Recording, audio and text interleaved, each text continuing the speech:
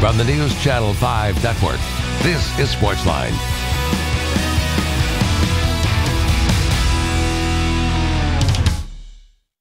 Welcome to SportsLine, everybody. Jon Burton with you for the next hour. 615-737-7767 is the number to call.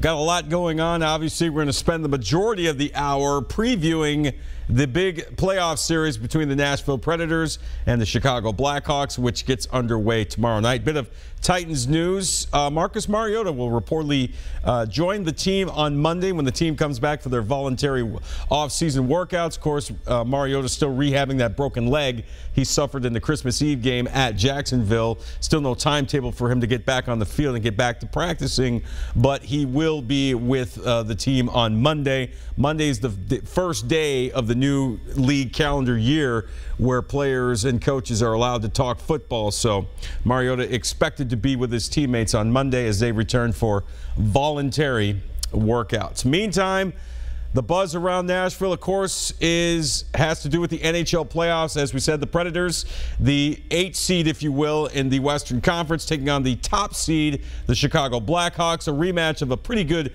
series from a couple of years ago that was won by Chicago in 6 games. And here to help us preview it is our good buddy Robbie Stanley from NHL.com, who covers the Nashville Predators. Robbie, thanks so much for being on again tonight, man. Yes, sir. Thanks for having me. All right, Robbie, here we go. At first, the Preds go in. They practice today. They headed to Chicago later today. They'll be there for Game 1 tomorrow. A little banged up going into this series. Calle Jarnkrok and Colin Wilson neither practiced all week. What do you know about the nature of their injuries and whether or not they'll be available tomorrow night for Game 1? Yeah, I don't think either one of them are too serious. And when you look at Calle Jarnkrok, I saw him out skating around on Monday. He did not participate in the practice, but he was out there in full gear. And Colin Wilson participated in half of practice on Monday. So it could be one of those things where they're just making sure that those two guys are as fresh as possible. If you're asking me to pick a guy that they need more, I think Calle Jarnkrok needs to be in there just because he's a center. He's been playing extremely well in the second half of the season. Remember they sent Mike Ribeiro down to Milwaukee. Calle Jarnkrok stepped in there and did a very good job as a second-line center. So they really need him to be in there. I expect them both to be available. I don't think either one of them are serious. I think they're just being precautionary. That's what you have to do this time of year. You have to make sure that all your players are as healthy as they can be heading into playoffs, particularly when you're going up against a team like Chicago. So they're going to need all hands on deck if they're going to win this series against the Blackhawks. And Calle Jarnkrok and Colin Wilson are certainly important pieces to that. Robbie, you mentioned it. It's important to have your centers healthy and playing well, especially against a Blackhawks team that's so loaded, so much firepower. Besides the obvious, staying out of the box, what do the Predators have to do to kind of maybe not stop these guys, but at least contain them and keep from letting things get out of hand? I think you got to play physical with this team, and I think it's very difficult to line up Patrick Kane and Jonathan Toews and just rough those guys up. But I think you have to limit their time of space. When you give Patrick Kane or Jonathan Toews too much room to operate, they will make you pay. It's not a question of if, they will do it. So you have to make sure you limit that time and space as much as you can. When you have an opportunity to hit those guys, you have to hit those guys. That's what playoff hockey's about. You have to separate people from the puck, take the puck away and go the other way, and control the play offensively. So if you're able to do that, if you're able to control the possession game against the Blackhawks, that gives you the best chance of beating that team. And I think being physical with them will go a long way in separating them from the puck, limiting the time and space that their superstar offensive players have. If you can do that, I think this Predators team has enough talent to produce their own goals in the offensive zone. Robbie Stanley from NHL.com. He joins us covering the Predators. We're getting set for the Predators-Blackhawks series, which gets underway tomorrow in Chicago. And, Robbie, when you look at the Blackhawks, I mean, 3 Stanley Cups the last 7 years, I believe. Besides the obvious, they've got really good players. Why have they been able to be so good so consistently for so long? Well, I think it starts with their general manager, Stan Bowman. He's done an excellent job of bringing in younger players that fit the mold of what they want to do. And remember, I mean, when you're a team that's as good as Chicago is, they've lost a lot of players. I mean, Brandon Saad's gone. Some key pieces from teams of the past that have gone on. Teuvo Teravainen's in Carolina now. So when you have these superstar players and these big-time players that perform in the playoffs, with the salary cap in the NHL, a lot of times they lose some of those key pieces. So Stan Bowman, the Blackhawks general manager, has done an excellent job reloading every year. You haven't seen this team go through a rebuild. Obviously, the core is still there with Taves and Kane and Seabrook and Keith on the back end there. But I think Stanbohm has done an excellent job of replacing those kind of core players, those role players, and making sure he's bringing in guys that can get the job done. And the other thing is, I think Joel Quenneville's an underrated coach. He knows how to utilize these guys. He's done an exceptional job this year. Remember, this year, the Blackhawks were supposed to still be pretty good, but they were not supposed to be the #1 team in the Western Conference. I think Joel Quenneville has done an excellent job. I still don't think he gets enough credit for the job that he's done. And I think those two pieces, along with having some generational players like Patrick Kane and Jonathan Taves, I mean, that goes a long way, obviously. But I think Stanbohm and Joe Quenneville have just done an outstanding job with this team. Robbie Stanley covers the Predators for NHL.com. He joins us here on SportsLine. Robbie, you look back to that series from 2 years ago. You know, the Blackhawks went on to win the Stanley Cup, but safe to say, or I think it's fair to say, that maybe their toughest series that year was the opening round against the Predators. It went 6 games, and a couple of games went to overtime. Could have went either way. And I know both teams are different from what we saw 2 years ago, but do you think the Preds, the remaining guys that are here from 2 years ago, get any confidence from the fact that, hey, you know, we almost took them to the limit 2 years ago. Why can't we go that extra step this year? I think they will. And you look at some of the players that played in that series. That was Philip Forsberg's first experience in the playoffs. Calle Jarnkrok, it was his first experience. Ryan Ellis and Matthias Ekholm have gotten much better since then. And it's not the same Chicago team. I mean, this Chicago team is very good, but I think you can make an argument that the team from 15 is better. So I absolutely think the Predators will have some confidence. Having said that, I think it's critical for this Predators team to win one of the first 2 games. Right. You're going to have to win there eventually anyway if you're going to win this series. I don't think you can afford to go down 2-0 to this Blackhawks team, because then you're going to have to win 4 out of 5 games after that if you're going to win the series, and I think that's just too tough to overcome. So I think this team's going to have confidence. I mean, you look at the offensive talent that they have. This is probably the deepest Predators team that they've ever had in the history of their franchise. If they can all put it together at the same time, they're going to give the Blackhawks fifth. I mean, if you look at that series a couple years ago, Shea Weber got hurt in the second game. Mike Fisher was banged up in that series. And the Predators still led the series and led every game in the series for all but 46 minutes of the entire series. So for the most part, they outplayed Chicago. Chicago was just able to make the plays when it mattered. And that's kind of what Chicago does. You look at their stats, there's not much that they do that jumps off the page at you.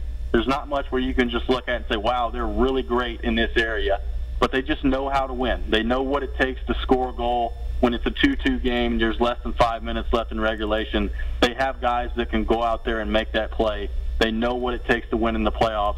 We're going to find out if this Predators team, with the experiences they've gone through in the last 2 seasons, have figured out what it takes to win playoff hockey.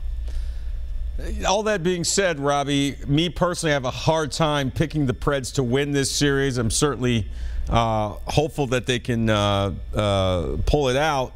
Obviously, if they are to win this series, Pekka Rinne is going to have to come up big.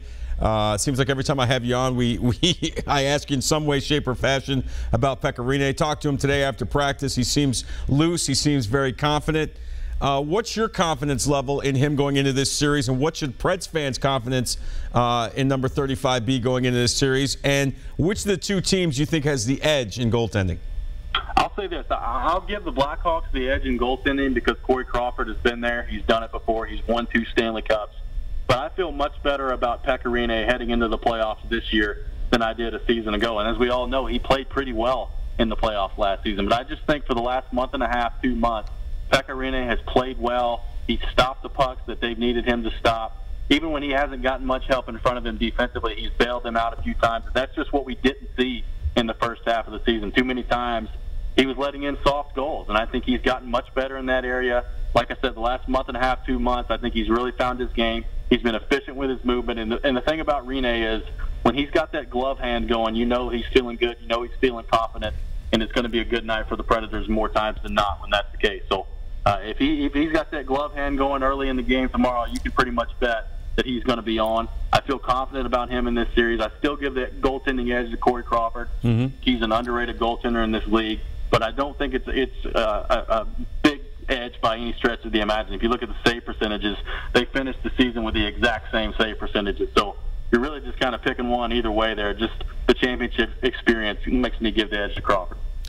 Robbie Stanley is our guest here on SportsLine. When you look from the forwards for the Preds, Robbie, I think a couple of guys that really need to stand up and be heard in this series. I think guys like James Neal and PK Subban need to play well. What say you, and what do you expect from those two guys in this series?